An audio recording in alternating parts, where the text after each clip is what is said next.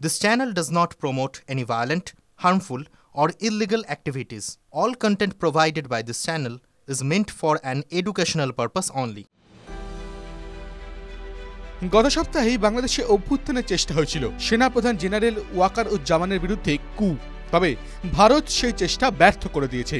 বাংলাদেশের গোয়েন্দা সংস্থা ডাইরেক্টরেট জেনারেল অফ ফোর্সেস ইন্টেলিজেন্সের সিনিয়র অফিসারদের কাছ থেকে এসব নিয়ে বেশ কিছু তথ্য পাওয়া গিয়েছে। বাংলাদেশের কট্টরপন্থীদের চাপের কাছে মাথা নোয়ায়নি জেনারেল ওয়াকারুজ্জামান, বরং তিনি একাধিকবার মৌলবাদীদের সতর্ক করেছেন। আকারে ইঙ্গিতে বোঝানোর চেষ্টা করেছেন সেনাকে যেন ল অ্যান্ড অর্ডারে হস্তক্ষেপ করতে বাধ্য করা না হয়। একই সঙ্গে তিনি পাকিস্তানের সঙ্গে সামরিক সমঝোতার ফাইলেও দ্রুত সই করতে চাননি। পাক গোয়েন্দা সংস্থা আইএসআই তাকে সরানোর প্ল্যান করে। এই জন্য বেছে নেওয়া হয় বাংলাদেশের সেনার একাধিক কট্টরপন্থী এবং পাকপন্থী অফিসারকে। কুয়ের মূল দায়িত্ব লেফটেন্যান্ট জেনারেল মোহাম্মদ ফয়জুর রহমানকে দেওয়া হয়। তবে ভারতীয় গোয়েন্দারা এই খবর পেয়ে যান।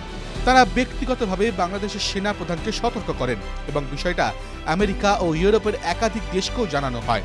দিল্লির কথা শুনে তারা বিষয়টা গুরুত্ব বুঝতে পারে এবং পশ্চিমী দুনিয়া থেকে মোহাম্মদ ইউনূসের কাছে বার্তা আসে, আপনার আর্মি চিফের বিরুদ্ধে কু হতে চলেছে, আপনি সেটা ঠেকান।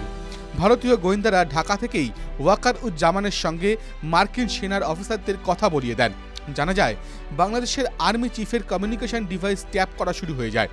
ভারতের পরামর্শেই 13ই March general Wakeruzzaman central African রিপাবলিকে যান।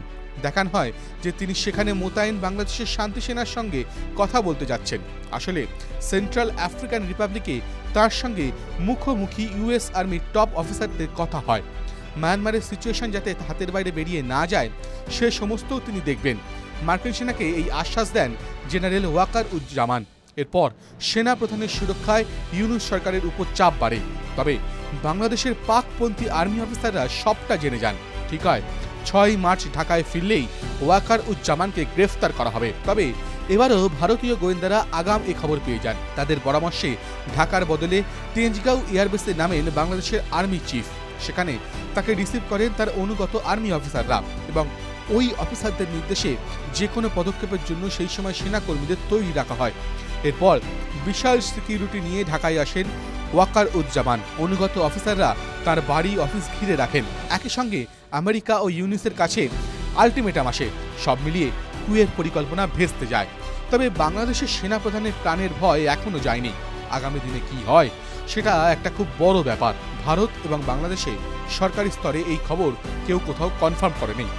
টিভি9 বাংলা ডিজিটাল।